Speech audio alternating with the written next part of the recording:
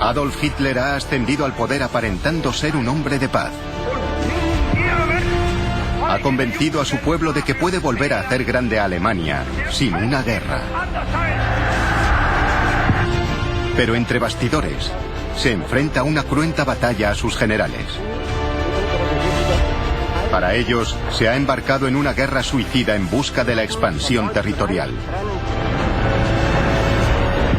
Algunos conspiran incluso para matarlo. Esta es la historia de cómo Hitler miente a su pueblo, desoyendo a sus generales y llevando a Alemania a una guerra catastrófica.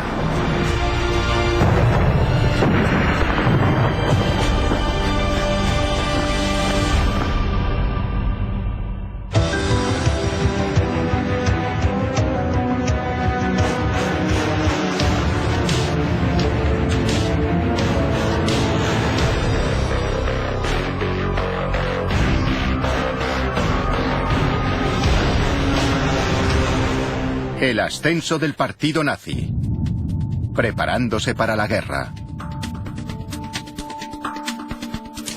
Berlín, 5 de noviembre de 1937. Un desapacible día de invierno de finales de 1937, Adolf Hitler convoca a los líderes militares de Alemania a una reunión en su cuartel general.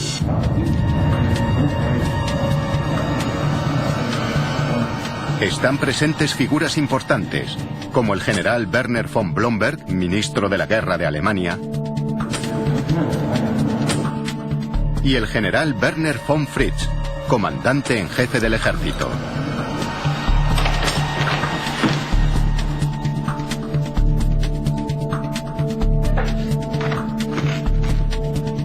Creen que acuden a una reunión rutinaria.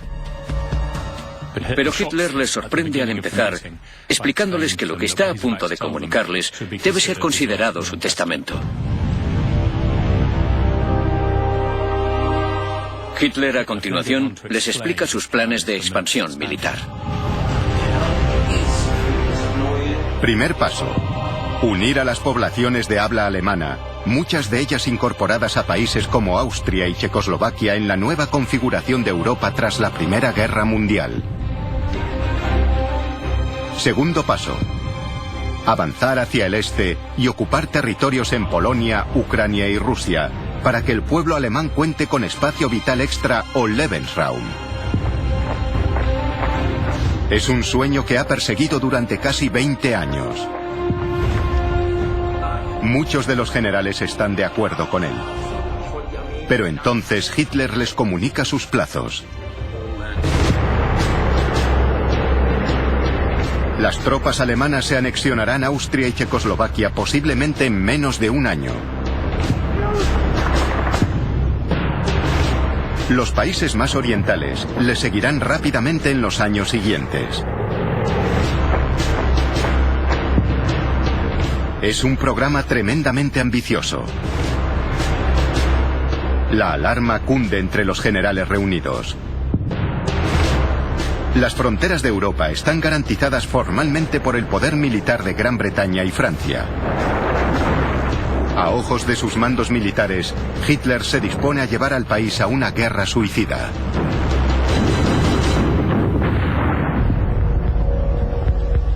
Cuando salen de la reunión, lo hacen con un considerable recelo e inquietud. Lo que les preocupaba era que no creían que las Fuerzas Armadas de aquella época, finales de 1937 y comienzos del 38, estuviesen preparadas para la guerra. De hecho, consideraban que estaban pésimamente preparadas. Y decidieron que uno o dos de ellos al menos deberían transmitir esa opinión a Hitler.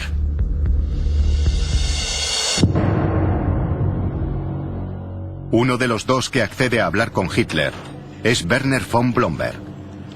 El mariscal von Blomberg era un soldado alemán de la vieja escuela. Blomberg es en realidad un general muy pro-Hitler. Él siempre ha demostrado ser simpatizante de los nazis.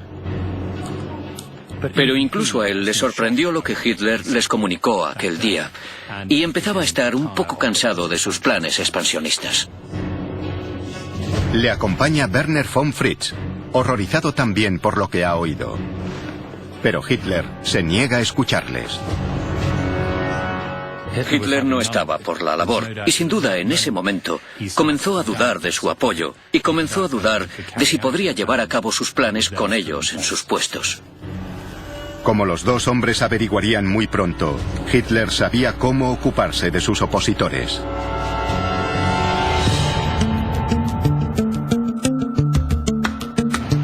Diciembre 1937. En las oficinas de la Gestapo en Berlín, un agente revisa los archivos policiales. Su objetivo no son comunistas ni disidentes. Es von Blomberg.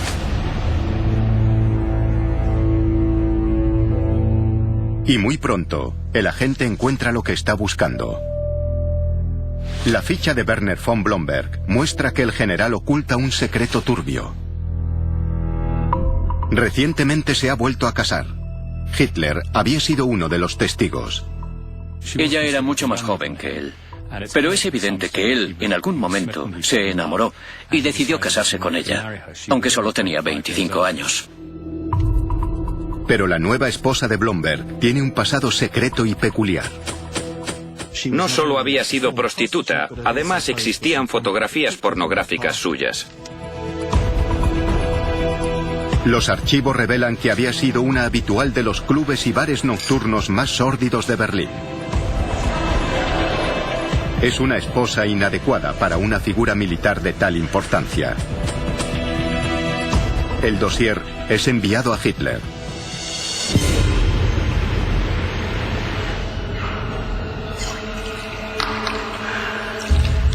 Hitler, famoso por su mojigatería, se escandaliza.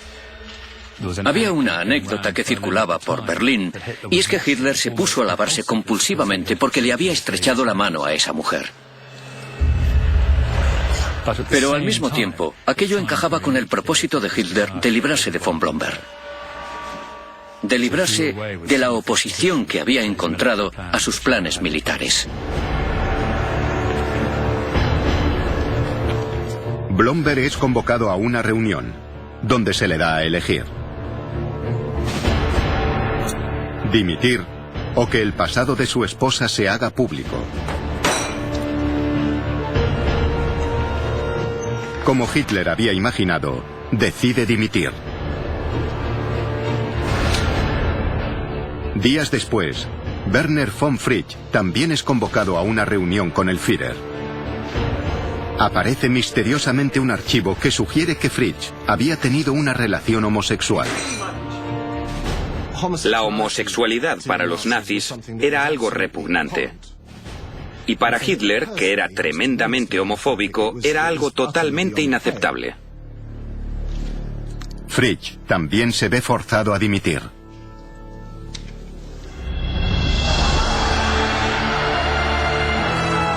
Casi inmediatamente, Hitler abole el puesto de ministro de guerra y se nombra comandante supremo del ejército alemán.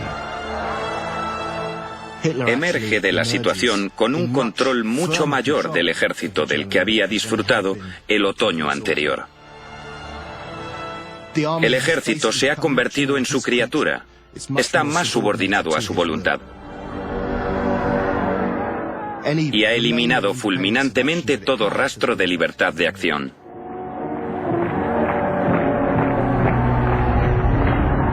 Pero Hitler se enfrenta a un obstáculo. El pueblo alemán lo ha elegido como un hombre de paz. ¿Cómo llevará a cabo sus planes expansionistas y ocupará nuevos territorios, manteniendo su promesa a los conciudadanos? 12 de marzo de 1938. En la primavera de 1938, Hitler inicia la primera fase de sus planes expansionistas. Tropas alemanas cruzan la frontera y penetran en Austria. Son recibidas por una multitud entusiasmada. Los austríacos dieron la bienvenida a Hitler y a los nazis a Austria. Muchos millones eran alemanes de nacimiento, de educación, y estaban encantados de volver al Reich.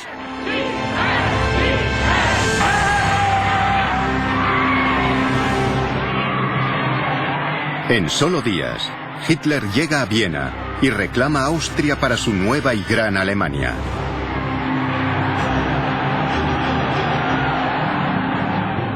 Hay fotos maravillosas de él dirigiéndose a 250.300.000 personas en la Heldenplatz, la plaza más grande de Viena. La anexión de Austria, aunque pacífica, es un incumplimiento flagrante de todos los acuerdos internacionales. Pero Gran Bretaña y Francia no hacen nada. Hitler ha sopesado la situación con gran inteligencia. Ha apostado a su reticencia a ir a la guerra. Y ha ganado.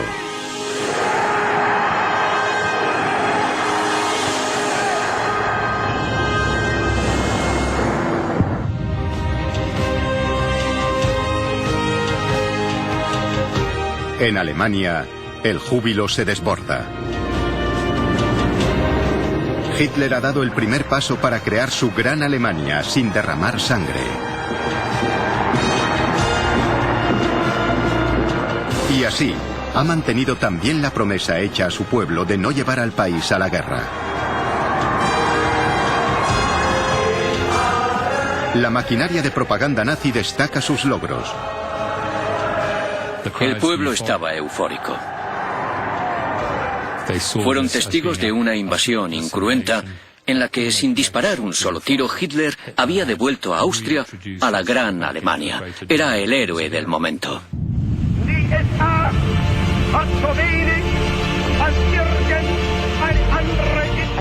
Joseph Goebbels, ministro de propaganda de Hitler y confidente, habla por muchos cuando escribe: El Führer es maravilloso, un auténtico genio. Se sienta ante los mapas durante horas y medita. Es emocionante cuando dice que quiere vivir para ver un nuevo imperio germánico.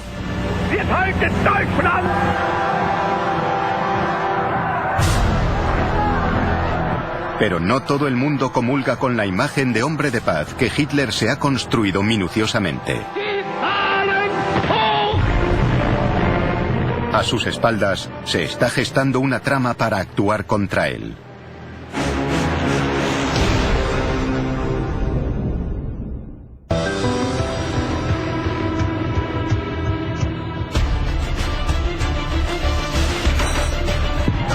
La anexión pacífica de Austria que ha conseguido Hitler le ha otorgado una gran popularidad. Le ha permitido mantener su promesa al pueblo alemán de que no lo llevará a la guerra. Pero en privado, para consternación de muchos de sus generales, planea otra ampliación agresiva de las fronteras alemanas.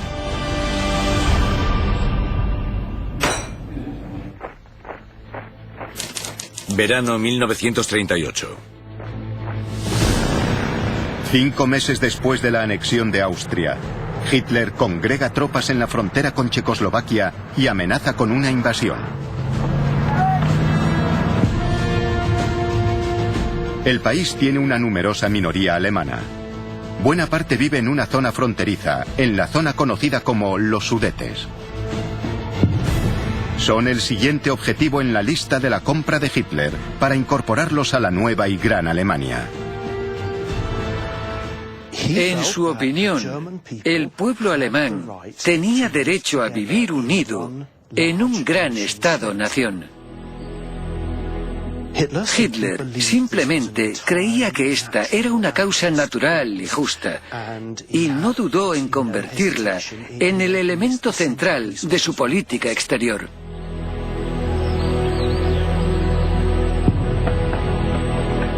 Pero a diferencia de los austríacos, los checos no están dispuestos a entregar territorio a Alemania. Además, la soberanía checa está garantizada por Francia y respaldada por Gran Bretaña. Hitler necesita mantener la ilusión ante el pueblo alemán de que es un hombre de paz. Si hay un conflicto, no puede parecer que ha sido por su culpa. La tarea recae en Joseph Goebbels, ministro de propaganda de Hitler. La maquinaria de propaganda nazi se pone en marcha. Los noticiarios muestran a los alemanes de los Sudetes como un pueblo deseoso de formar parte de la Gran Alemania. Hubo una vigorosa campaña previa de propaganda para sugerir que estas personas estaban perseguidas en el Estado checo, que no tenían los mismos derechos y que su deseo legítimo de convertirse en parte de Alemania les había sido denegado. Hitler fue muy inteligente al contarle al mundo, y a su propio pueblo en particular, lo oprimidos que estaban los alemanes que vivían en los Sudetes, y lo convirtió en una cruzada moral para Alemania. Los simpatizantes nazis en los Sudetes empiezan a causar problemas en secreto. Había un grupo muy eficaz de nazis, de pronazis, que se encargaban de magnificar cualquier incidente represivo sufrido por los alemanes. Es el clásico truco nazi: provocar disturbios en secreto y después asegurarse de que la prensa los recoge. Todos los noticiarios mostraban algún ejemplo de la opresión a los alemanes en los Sudetes. Nuestro pueblo, nuestros hermanos y hermanas están siendo oprimidos espantosamente en los Sudetes. No podemos permitir que continúe, hay que intervenir. Y la ira que se iba acumulando fue una propaganda muy eficaz. Es una estratagema inteligente. Hitler ya puede poner al ejército en pie de guerra, pero afirmando que solo quiere proteger a una población alemana débil e indefensa. Pero no todo el mundo se deja engañar.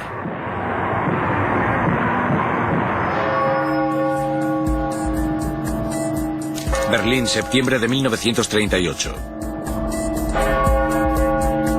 A finales de ese verano, en una catedral de la capital alemana, se desarrolla una escena extraordinaria.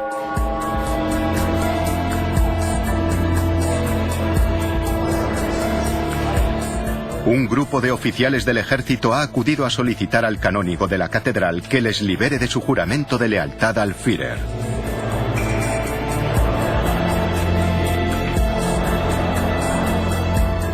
Entre ellos está Hans Oster, coronel de la inteligencia militar alemana.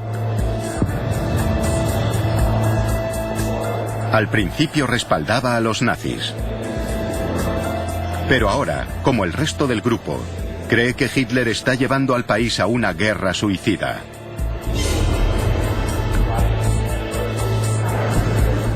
El canónigo de la catedral, también disidente, está encantado de ayudarles.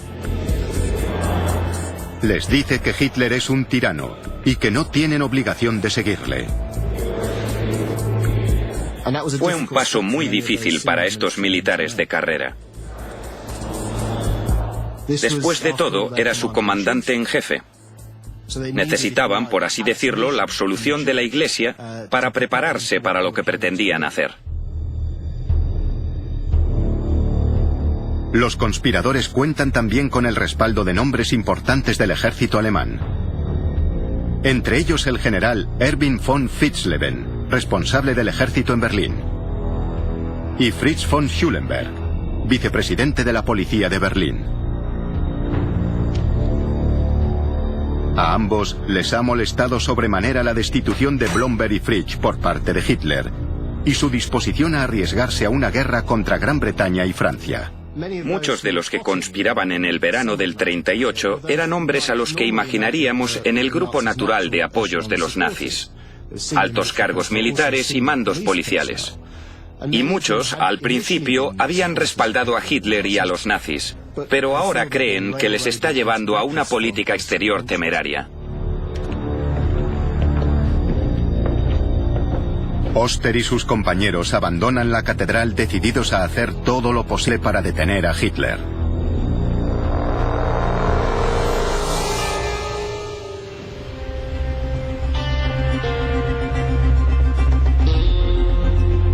Durante los meses siguientes, los conspiradores elaboran su plan.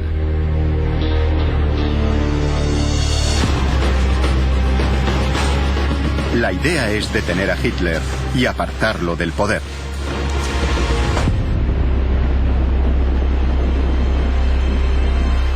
Recorren Berlín, estudiando los lugares en los que podrían emboscarlo. Pero la gran pregunta pendiente es, ¿cuándo actuar?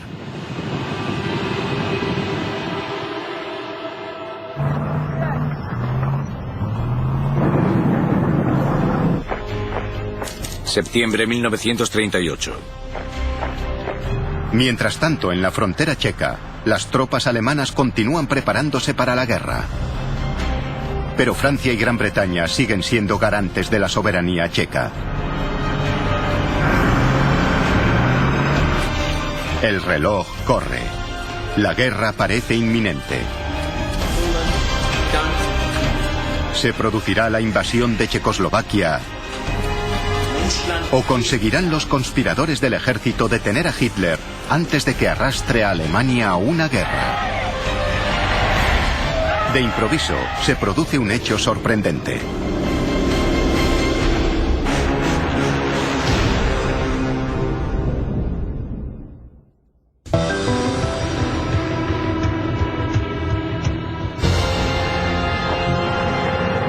Mientras Hitler se prepara para la guerra contra Checoslovaquia, el descontento crece en el ejército alemán.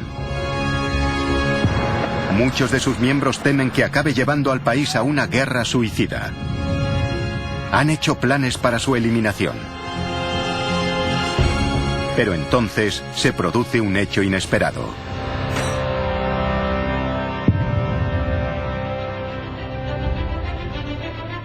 Londres, 15 de septiembre de 1938. En Gran Bretaña, el primer ministro Neville Chamberlain ha observado con alarma el patrioterismo de Hitler. Viaja desde Londres para reunirse con él. Una conversación entre él y yo podría tener consecuencias útiles. La mañana que salió hacia Alemania, una multitud